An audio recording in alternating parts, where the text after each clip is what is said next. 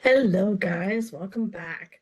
So, we're going to be talking about lecture 5 today, which is moles and percent composition. As always, we're going to start this with our topics and a review from last time. So, I'm going to start there, and hopefully, we'll get that part recorded and posted, and then we'll move on. Okay? So, let's get started. Excuse me. What are we going to talk about? What are we actually going over today? We're going to talk about Avogadro's number. We'll spend a little more time talking about molar mass and molecular mass. Calculations using moles, mass, and number of atoms. Then we'll talk about percent composition, how we use that to determine an empirical formula, and how we can use that to determine a molecular formula. So we're going to be getting into a lot of the calculations that are related to the chemistry that we're talking about. Okay? So the meat and potatoes of what we're going to be doing. But before we get to that, I wanted to take an opportunity to review a lot of the things we've been talking about so far. So I want you to take some time to review these questions. This is material from every lecture we've done so far, so 1 through 4. I want you to take the time to do this. Then I will go over everything. Okay? I'm going to pull up my exam handouts, because we may need to refer to those. I'm also going to pull up my interactive periodic table, because I find that one to be way more interesting and way more helpful.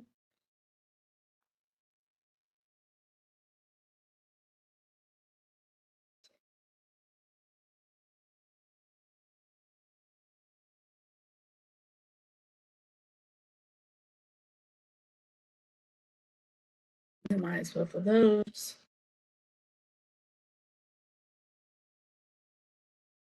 Here, here.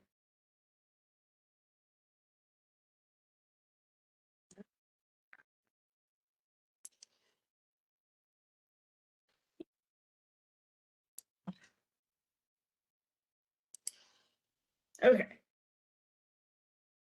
So let's go through some of this. I need to write a full electron configuration for arsenic. Now, full implies to me that I can't use the noble gas notation. So I need to write everything. That means I need to start with 1, and of course it's 1s2, because I have my 1s2. I know that 1s2 is full because I'm past helium. Now arsenic is here. So I know I have 1s2, I have 2s2, 2p6 because I'm past neon.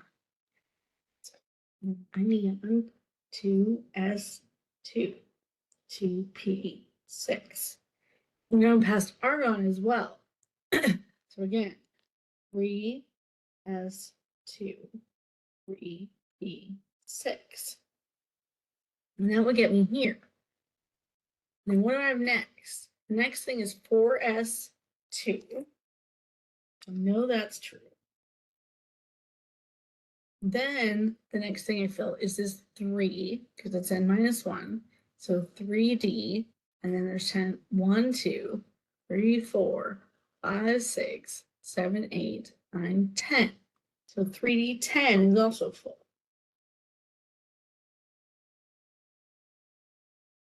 And that didn't fit, so I'm going to go ahead and move this down. I couldn't make it, so 3d10.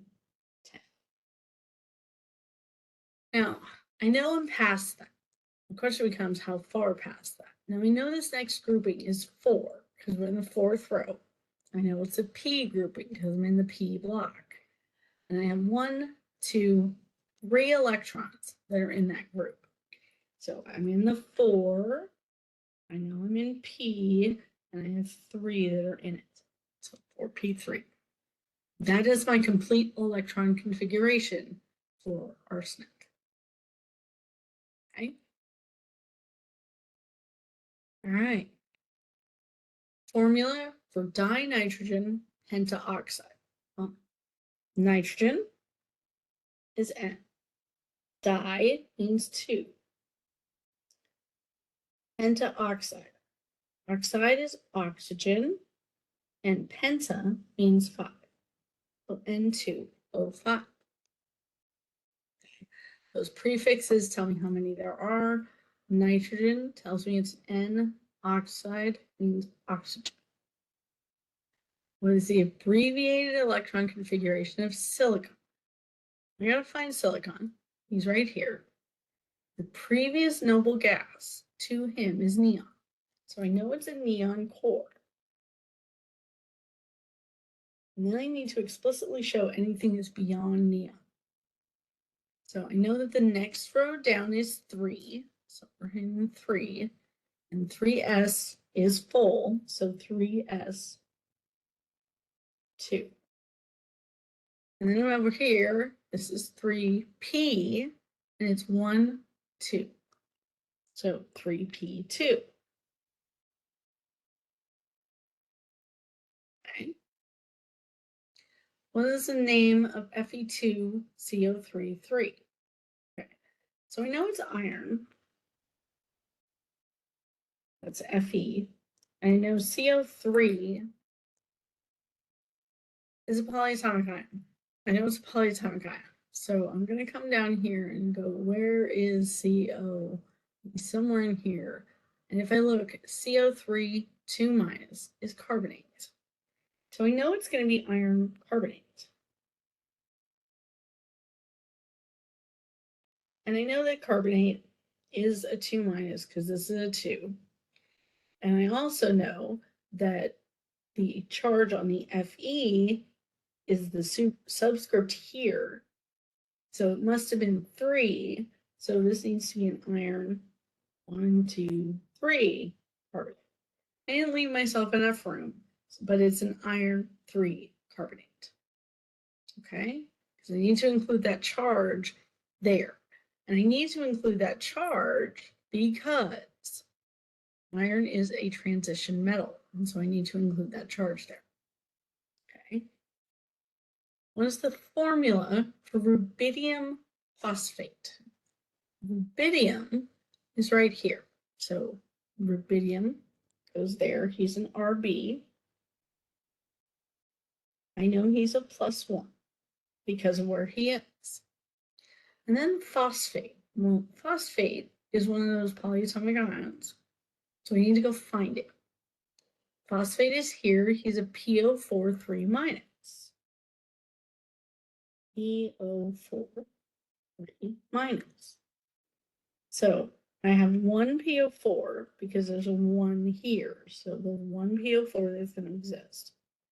And then I have 3 of the RBs that are going to need to exist to balance the charge.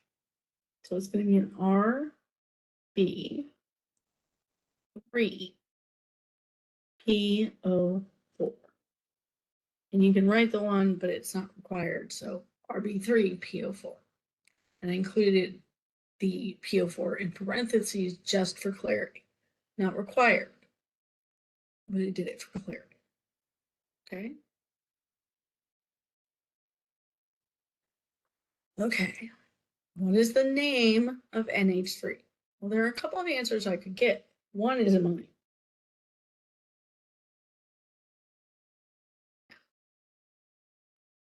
How do I know that? Well, okay, there's a couple ways I know it. So one, if I scroll, and I look at my common names, NH3 is ammonia.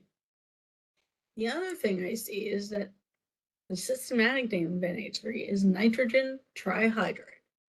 So that's the other name I can get. And that makes sense because this is nitrogen. When hydrogen is here, it's hydride. So hydrogen turned into an ide because it's the second thing. And there's 3 of them, so trihydride. So I can call it nitrogen trihydride. So both of those names are acceptable. Both of them are listed for you in the common names table. Either one is fine. Okay. So use your resources when they're available. So if you find that you have NH3, you can go look up the names that you have there. So use your resources when you have them. You could have just written nitrogen trihydride. That would have been fine. Entirely up to you. Okay. Now this next one says pick an app. So pick something. Doesn't matter what you pick. I wasn't specific about what you should pick. Now, I love to pick 42. 42 is molybdenum. It's one of my favorite elements. I actually named my dog Molly after molybdenum. So 42 is my favorite number because it's the ultimate answer to the ultimate question of the life, the universe, and everything. It's from a book. So I love to pick 42. 42 is molybdenum.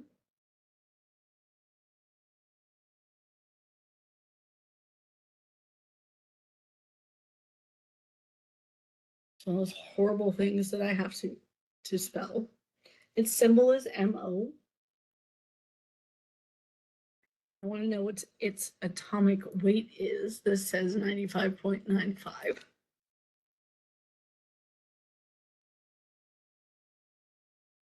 And it's common ions. Well, okay, that's really hard because I picked something that's here in the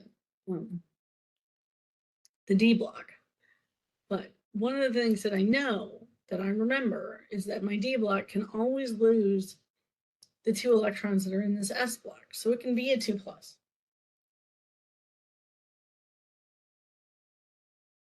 But can it be other things? Of course it can. And I know that it can be a 4+. I know that because it could lose these 1, 2, 3, 4. So it can do that. It can also be a 6+ because it can lose all of those things. But I'm just going to list the 2+. Now I'm going to pick one ion, that 2+, and write its electron configuration. So I'm going to write the electron configuration for it as it exists as a neutral element. So let's do that first. So if I do that, the previous noble gas is krypton, right? So if I look at the previous noble gas, that's krypton. So that's Kr. Beyond that Kr, I have 4s2. And then, actually, no, it's not 4s2, it's 5s2. The number out in front of this is 5. That's 5s2.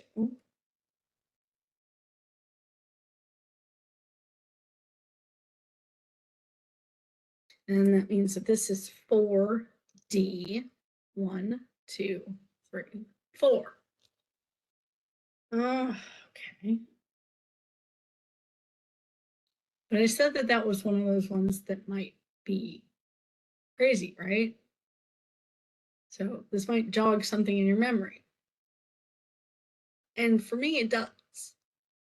Because I remember that if I have half of this full, that's very stable. And if I have half of this full, then that's very stable.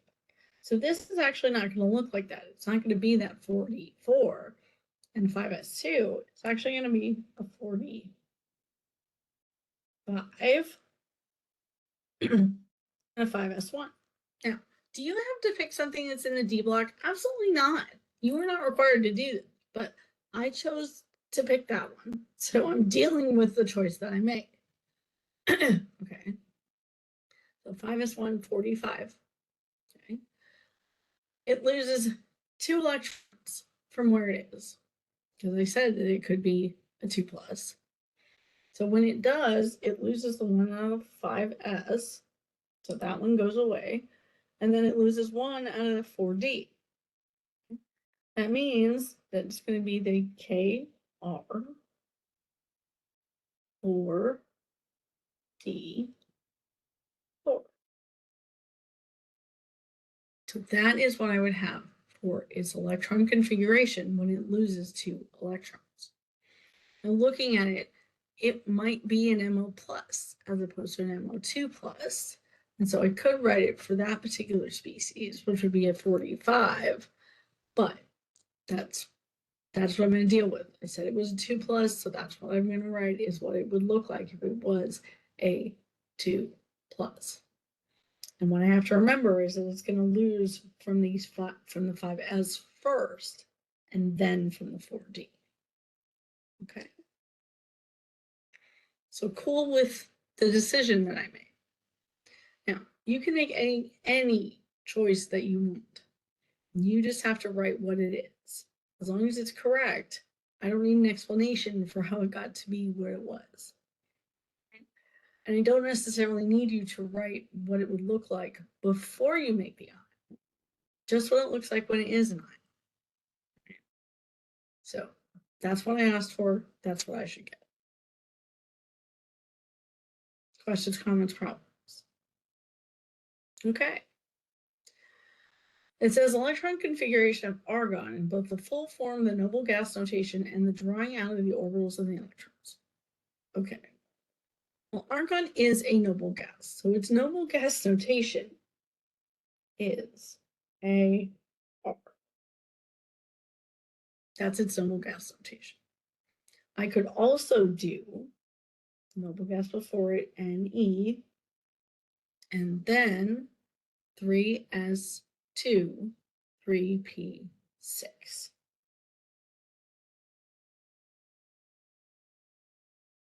To explicitly show the last set of electrons from here. So I can show that if I choose. Either one of those is fine. If I want to show the electron configuration in full form, then I've got to include everything that's in that descriptor of Ne. So my Ne description is 1s2, 2s2, 2p6. And then it'd be 3s2, 3p6. So again, all the way across. So 1s, 2, 2s, 2, 2p6, 3s, 2, 3p6. And then we want to draw out the orbitals and the electrons. Now this is something that you'll be doing in ALEKS. So we have our energy, it increases. This is our distance from the nucleus.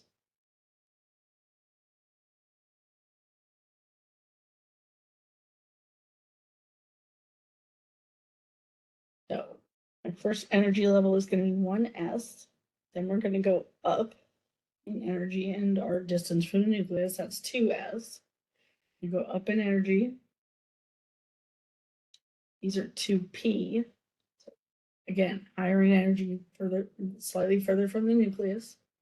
Okay, slightly. It's 2p. We're then looking at 3s. So again, slightly further. And then 3p. Slightly further. Not very much, but slightly. And when I fill this, I'm going to fill in this order. Up, down, up, down, up, up, up, down, down, down, up, down, up, up, up, down, down, down. Now, since it's completely full, it's not necessary for me to do the up, up, up, and then the down, down, down part, because it's completely full, so they're paired. I do it because I want that habit in my head to remember that it's always up, then down, up, then down. It's a systematic way to deal with it so that I always do up, then down. Is that real? Not necessarily. Okay? It's not necessarily like that all the time. But it's a convention that we use when we do this. And again, it's to remind me that unless I have to share over here, I'm going to be in separate rooms if I can. So that's why we do what we do. So remind us of that. So one, the Pauli exclusion principle. So I don't share unless I I always have an up and a down spin. And then Hund's rule, which tells me that I'm only sharing. So I only have two things in one orbital if I have to. Okay. So that's what we're looking for there. Now, how many significant figures are in each of these? Well, I have 2, a bunch of zeros, and a 5. Now, those zeros are between two non-zero numbers, so they are all significant. Looks to me like I have 1, 2, 3, 4, 5, 6 numbers in between the 2 and the 0. So that's a total of 8 numbers that I have on that one. Here I have 205, then a bunch of zeros after it without a decimal place. So 2, 0, and 5 are significant. The rest of them are not. So that's 3. Here I have 2.05 and then a bunch of zeros that are written after the decimal place. If they're written and they're after the decimal place, they are significant. So all of these numbers are significant. So I have the 3 that are here. And I have 1, 2, 3, 4, 5, 6, 7, 8, 9. So that means a total of 12 digits there. Okay. Consider a solid with a mass of 19.462 grams and dimensions of 3.15 centimeters by 1.462.825 centimeters and 2.7262 centimeters. What is the density of that material? First thing my head says is density is going to be grams per centimeters cubed. So I'm going to need to take this mass and divide it by this number times this number times that. Okay. Now I want to set this up. So I have 19.462, and that is over 3.14 centimeters times 1.42, sorry, 62825 centimeters times 2.72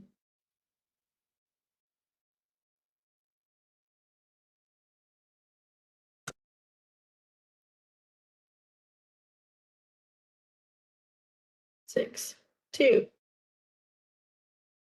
Didn't exactly fit, so I faked it.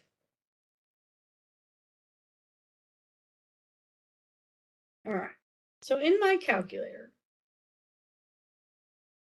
I am going to do 19.462 divided by parentheses 3.14 times 1.462825 times 2.7262. Close the parentheses, hit enter. And the number that it spits out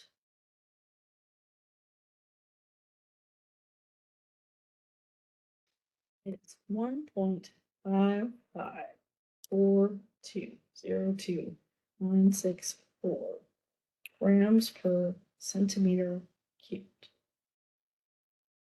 And my question becomes, how many sig figs should it be? Well, I know I have 5 here and 3 sig figs here. 1, 2, 3, 4, 5, 6. No, 1, 2, 3, 4, 5, 6, 7 sig figs there. And then 1, 2, 3.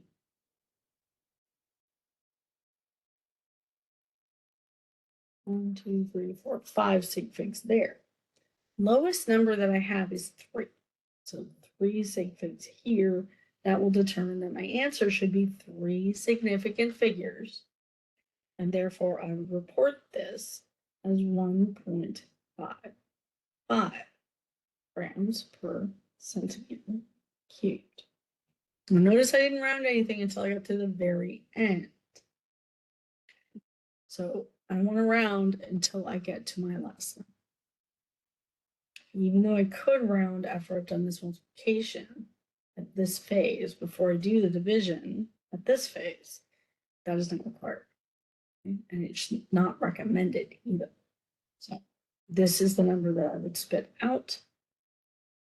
And I would round it to 1.55 grams per centimeter cubed. Okay. Questions, comments, problems on any of the review that I just did?